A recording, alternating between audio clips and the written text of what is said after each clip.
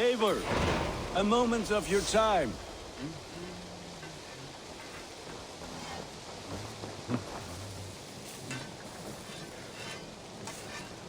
Eivor, good to see you. I am, did you want something, or? I was wondering. What's wrong? Bridget and I were thinking, with everything calming down the way it has, maybe you could find a spare moment and... You want to be married? Yes, to each other. Yes, I imagined. Gunnar, to see you so happy has been a pleasure. And to marry you would be an honor. Shall I put out a call to any friends abroad? I'll be honest, Eivor. I came here with a lot of you, because nothing and no one kept me back there. The Raven clan is all the family I need. And Bridget too. From all she said, she's better off here than with those she calls kin. Just a couple of foundlings, we are. Then let's not bother with tradition. If you have your bride and your blade, we will see you wed. As Jarl, I do it gladly.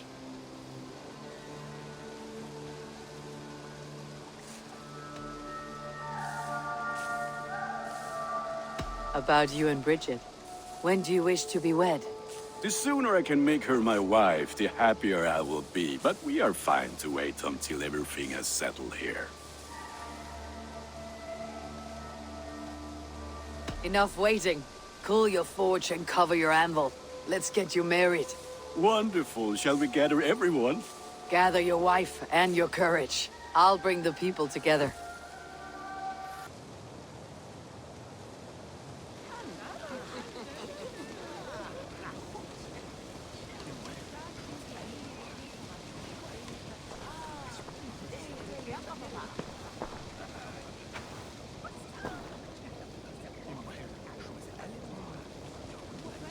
I am honored to stand before you, Gunnar, Bridget, on this bountiful day, to celebrate the strength of your bond and see you wed.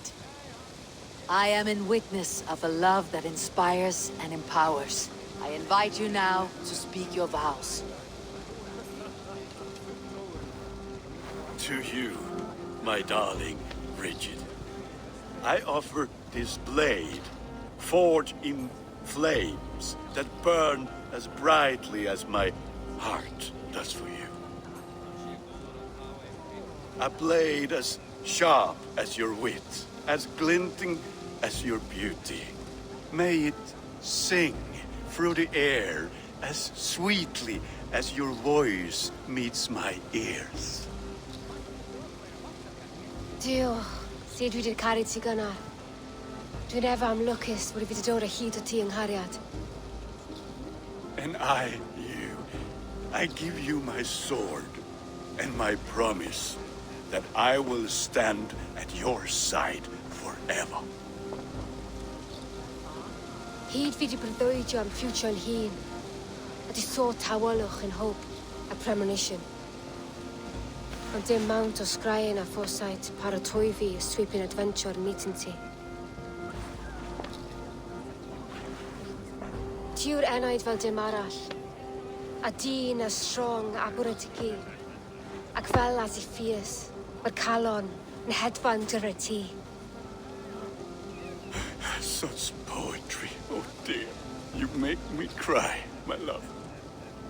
Let us hedfan efo'n gilydd, tro bywyd and beyond. I offer you this ring, and take yours in kind. I will wear it with pride and honor, warmed by the love of so perfect a lady. And I gwisgo fe fel calon, adoration a ffydd and byth. This is the greatest day of my life. Embrace me, my love.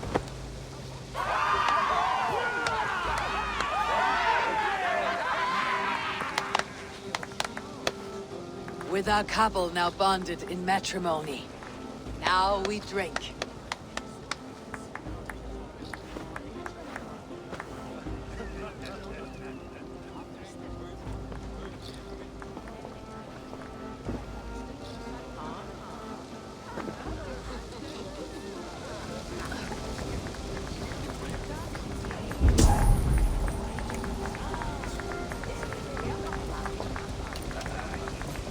Vulcan, I want to thank you for all you have done for me. My visions have lessened of late, and well, I find it hard to explain how different I feel. Grounded, unified, at peace. That is good to hear, Eivor. Very good to hear. What do you think of all this? Little dull in my view. I think it was nice. I liked the part where they gave each other swords. I'm never getting married. When I get a sword, I am keeping it.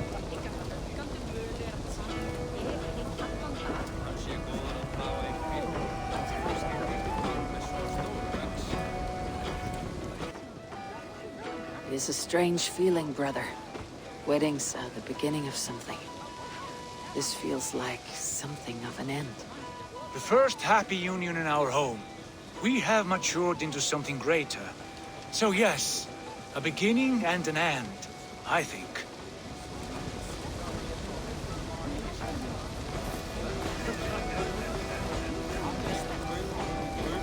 Always. I'm surprised you did not serenade the bride and groom with a verse or two. Oh, I wished to, I did. But all that came to me were insults and jibes. Another time, I think.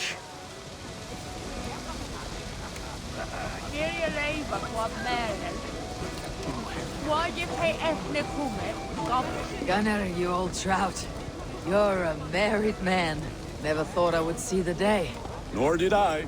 And not for lack of trying. Bridget, I gift you a formal welcome to our clan and our family.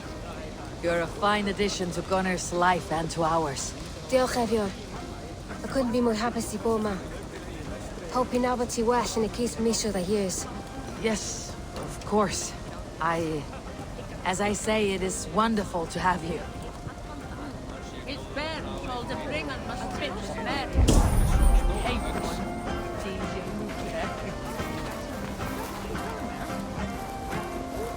And how are the marriage customs in your country, Hytham?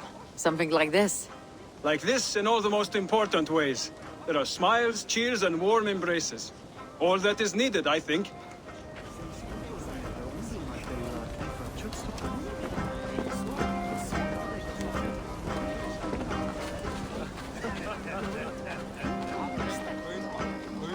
You've been among us for quite some time, Reda. Are you ready to settle? Make a home here? For a year or two, perhaps. But I am not the settling kind. I am a wanderer, always searching, never finding. Maybe one day.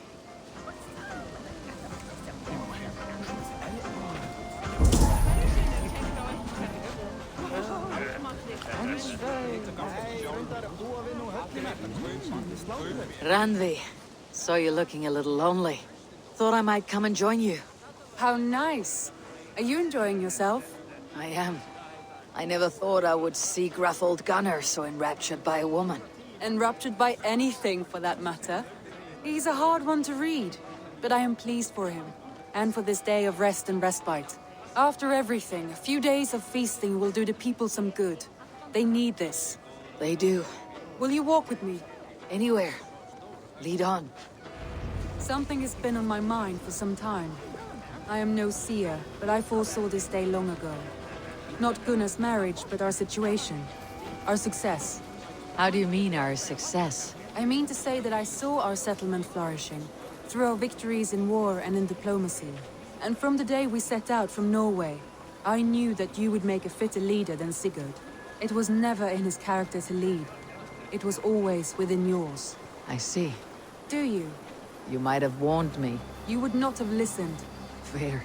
I do hope you see it now, in all that you have done for us. Randvi, you and the people here have done more for me than I could ever repay. I am honored by your faith in me, and your confidence. As I am honored by your friendship. And I by yours.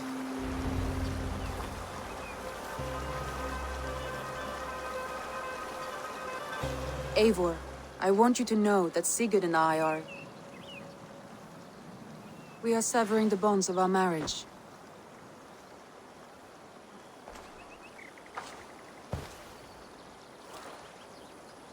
We share a love that is steadfast, and I have faith it will forever be so. But it is not the love of a wife and her husband. It was not an easy decision. But after we talked with honesty, we embraced more warmly than we have in a great while. I think we will be happy. I hope so. And I am pleased for you. I am pleased for myself. Sigurd's desires are bigger than any man or woman can offer. He longs for something more. What about you? What are you looking for? I have all I need right here. With you. With our people.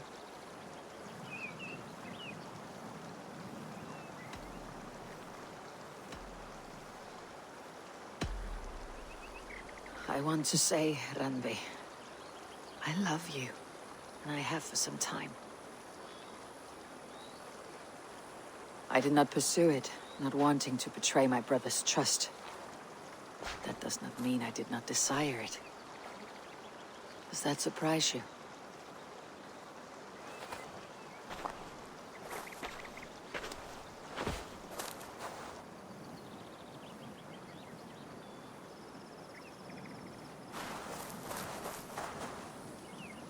Gods, I worried you saw me as a woman starved for the affection of her husband.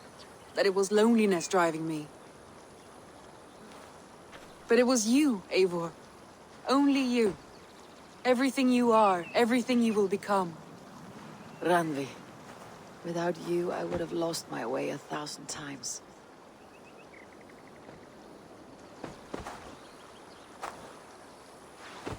I never told him outright, but I doubt he will be surprised. I think he may have suspected it even, some time ago. If he suspected it, he never said anything. He is more observant than I often give him credit for. I believe he sees us as we are, and as we hope to be. We can wait to tell him. Give it a few days, when the feasting is over and everything is settled. Agreed. I've waited long enough for you, and you for me. What is another few days? The blink of an eye.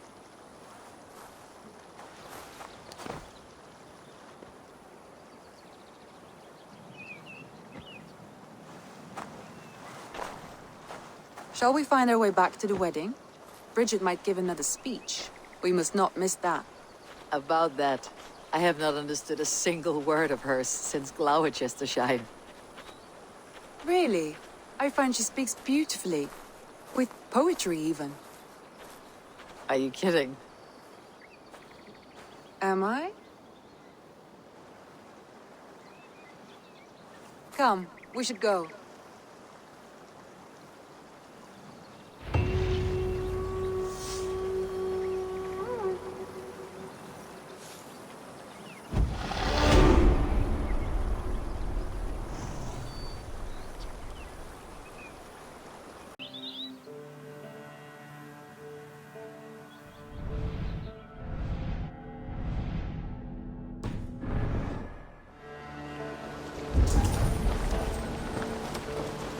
The gods are smiling on us today, Eivor. Eivor, I want to thank you on behalf of myself and Bridget. Our wedding was the greatest day of my life, and it could never have gone so well without you. Truly, Gunnar. It was my pleasure.